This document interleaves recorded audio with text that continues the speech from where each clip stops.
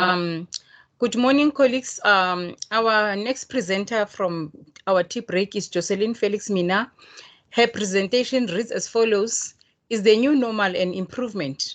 Reflections on how the pandemic affected the offering of a practical subject. Let us give her time and to present, and we'll ask her questions afterwards. Joseline, your session is starting now. Thank you. Thank you very much, Pauline. Mr. Ofata, can you take care of the message from the chat box, please? Thank you. Over to you, Joseline. Yes, I will. Thank you very much, Pauline. Let me try and get over the technicalities first of showing my face on video. Okay. Good morning, everybody. As said, my name is Joseline Felix Minnaar, and I'm a lecturer in the Department of Food Science and Technology. Okay, off with that, so you can't see how nervous I am on the side. The presentation today is entitled, Is the New Normal an Improvement? And what I'm basically presenting is our reflections on how the pandemic affected the offering of what is essentially a very practical subject. I want to say right off the bat that I work as part of a team and which over the last 3 years have consisted alternately at different stages of Ms. Lusani Bangani, Mr. Ryan Morkel, Nontabeko Gulu, and Ms. Lamlas Belito.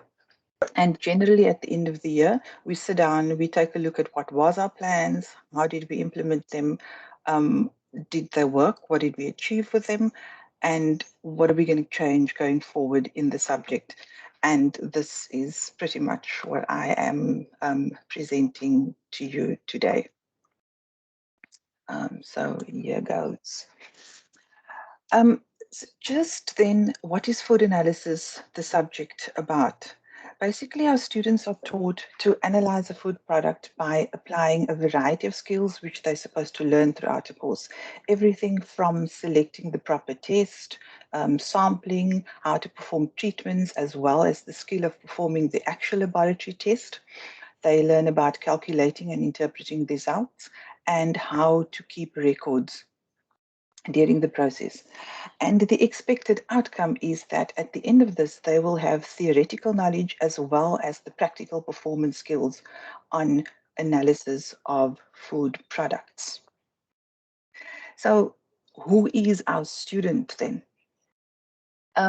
Generally, our student is a second year, so they have had some exposure to tertiary level education already, and they are aware of, and we make them aware again, of all the support and benefits that CPUT offers. Academic support of lecturers, tutors, and other staff members.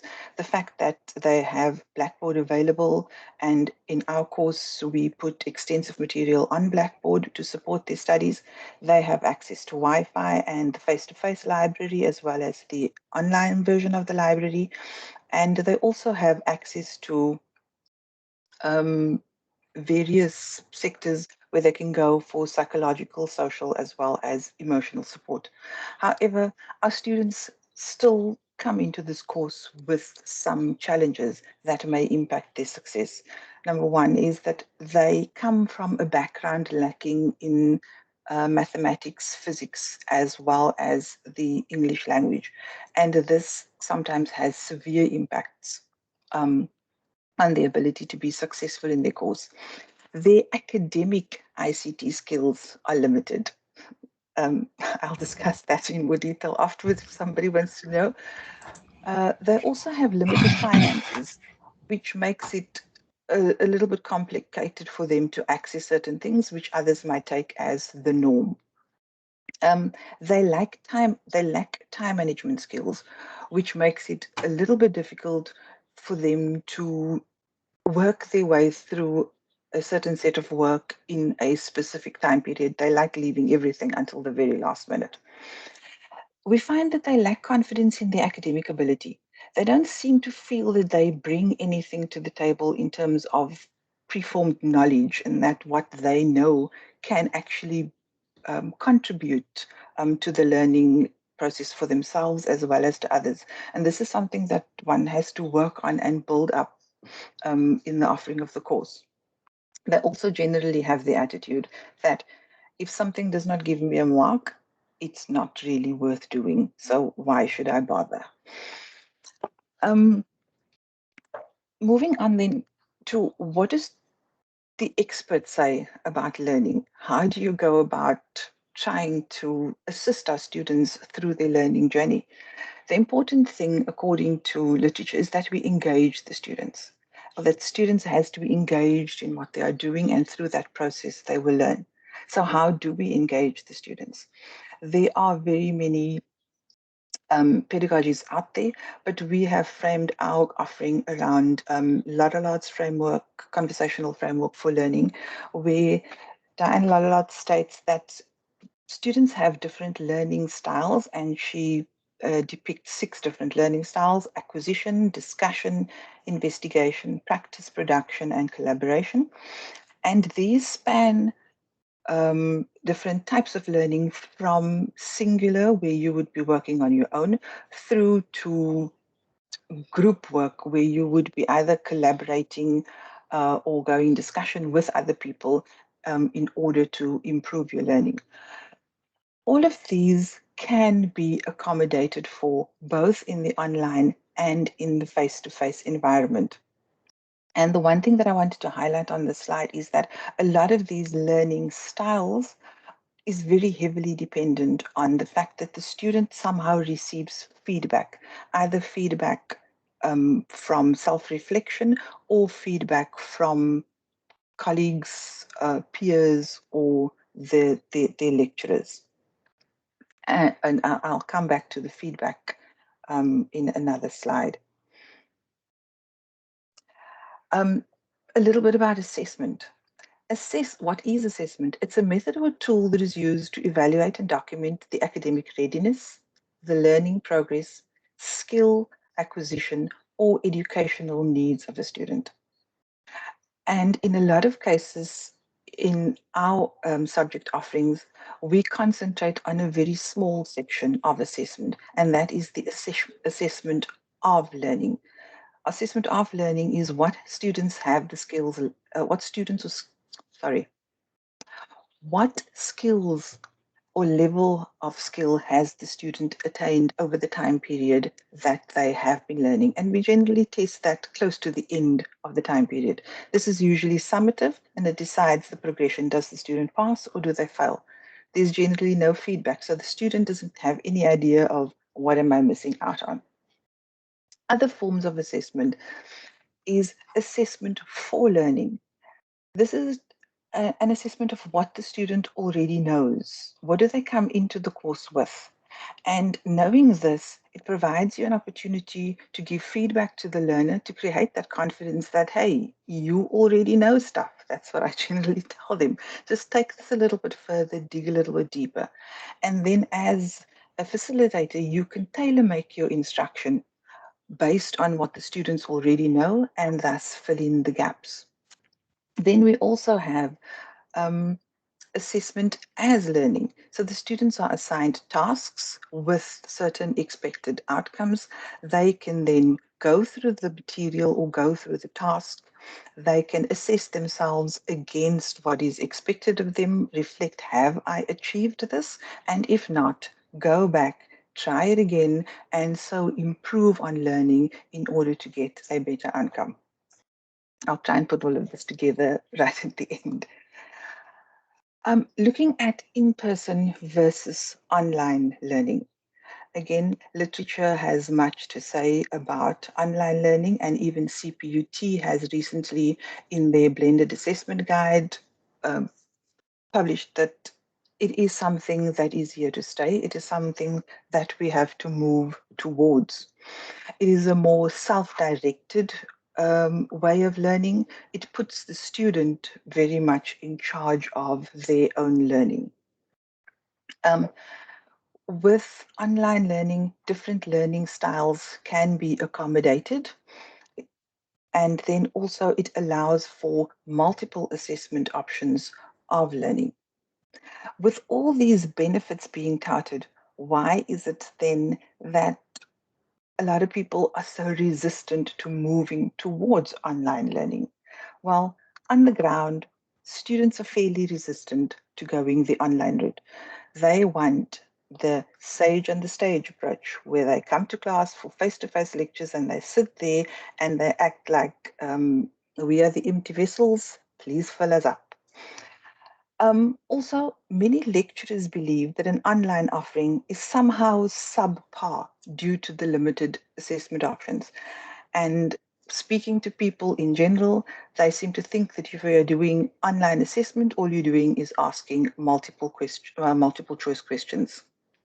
There are, in fact, a large range of assessment tools that you can use. And if you are going for an online assessment, then multiple choice questions is one of the options that I personally use very seldom. There are very many different types of questions that you can use. And if you are creative about it, you can ask questions that are moving up along the Bloom's taxonomy level, away from know and remember and more towards understand and apply. One of the challenges that we as lecturers has is that we have large class groups, and they are difficult to accommodate in our face-to-face teaching, as well as in the laboratory spaces where you just cannot get 120 students into a lab that was designed for 60 people. And then came COVID-19 and lockdowns, and we had no choice. We were forced to move online with the edict that no student should be left behind. So just to give you a brief overview of the course that we offered in 2019, we had face-to-face lectures with practicals where they found procedures online and they had to do a practical quiz after reading those. They came to a lab session, 60 group students in the lab, and they had to write a practical report as a group. They had assignments there to do, and then we also had 2 formative assessments. But if you're looking at a class of 120 people, then generally it takes you a while to mark and actually give feedback. So you lose the benefit of the feedback, I think. There was also a practical assessment and a summative assessment that was done at the end of the year. We had our usual support tools available.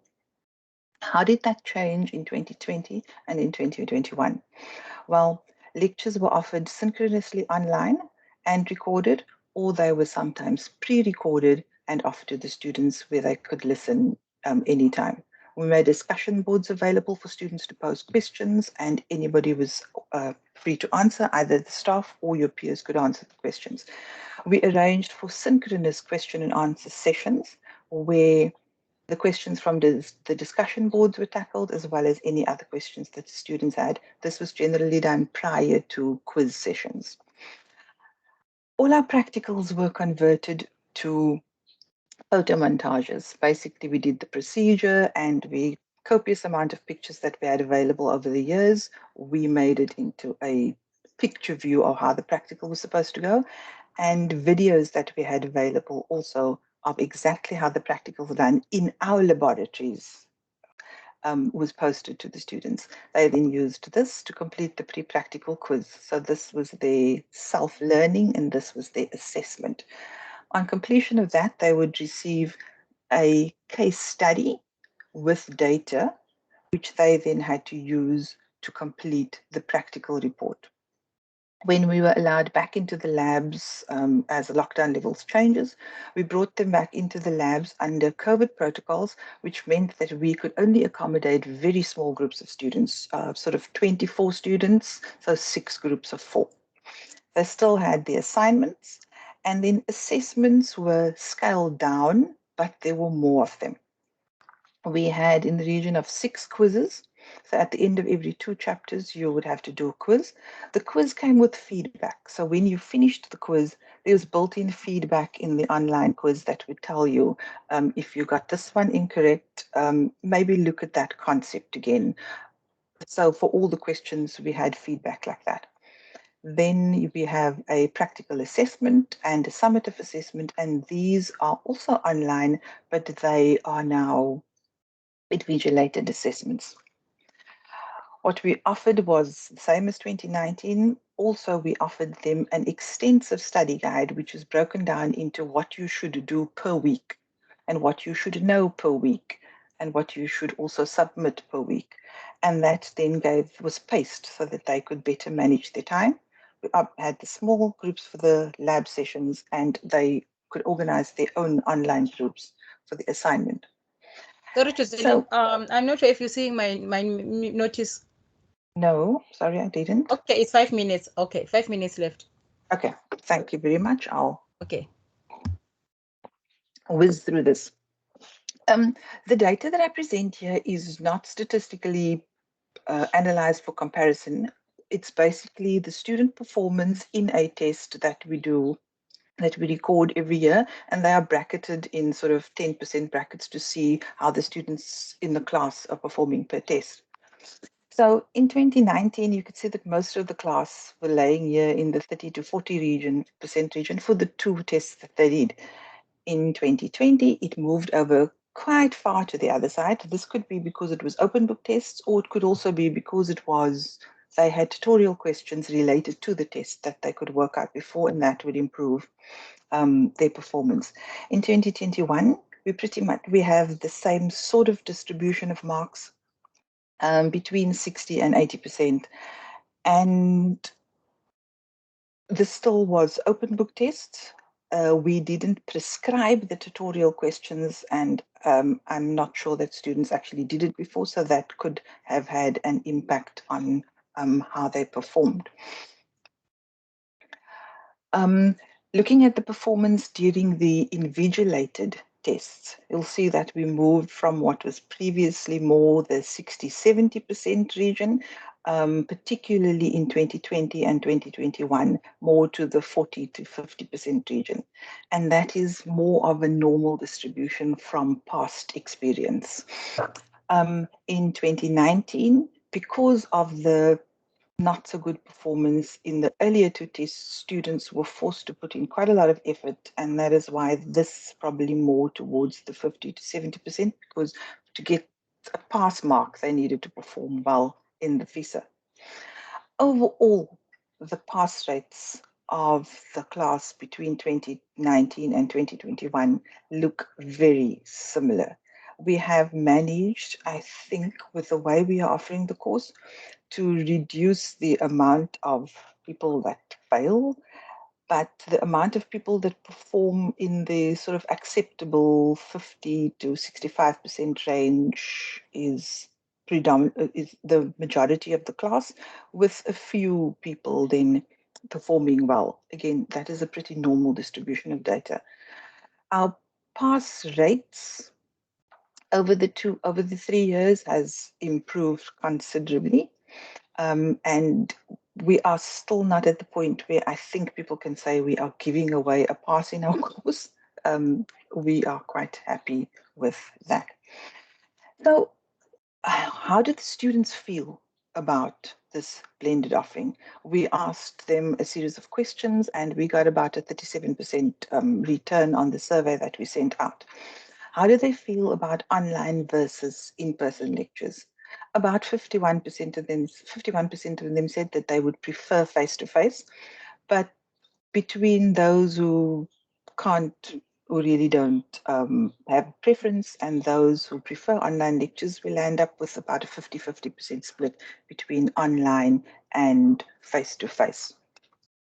When asked if they considered that the practical as a case study made it easier for them to complete the practical report, there was 46% agreed and about 28% was neutral. So again, I'll take that as a plus, that most of them agreed that it was better to do it this way.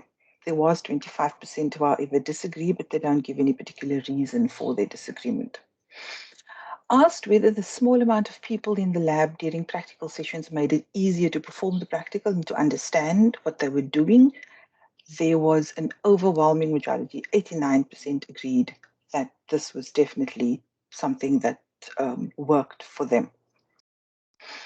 Referring to online feedback received after quizzes and practicals, 76% agreed that they really it helped them and it improved their performance the next time around. What is a bit worrying is that 10% said that they didn't even know that there was feedback. We'll take this into consideration for next year and have some sort of education beforehand to show the students that this is coming. So when your results come, look here, so that you may then be able to get the benefit of what we are doing. How do the staff feel about the blended offering? The asked about this, whether they prefer the small amount of people in the lab and that it has a good effect on student performance and understanding. The majority of staff members felt that they definitely very strongly agreed that this was the way to go, that this really worked for them. When asked the staff the question of doing the case study first, and if that ensured that students were better prepared, again, we had 25% neutral, but the 75% agreed that it made the students better prepared because they had now worked through the material 2 or 3 times already before they came into the lab, so they felt a lot more confident. Regarding the personalized online feedback, again, there was strong agreement from the staff that students benefited from this, and also that the variety of assessments that we offered gave the students ample opportunity to acquire skills and to show us what they have acquired. So in conclusion then, the course in its current blended forms utilizes a variety of ways to achieve learning as is suggested by literature. Assessment practice are used creatively to contribute to effective learning. Students definitely see benefits in the current mode of offering, even though they are still hankering after old faithful practices. Student performance in the theory and in practical has definitely improved, and the staff definitely see the benefits in the current mode of offering with no hankering after any old faithful practices. So back to the question originally asked, is the new normal an improvement? Our data shows that the blended offering is an improvement based on sound educational principles, and that it is possible to offer a course that is even 50-50 practical theory combination successfully online. These are some of the references that I've used, and I thank you for your time and attention. Thank you so much,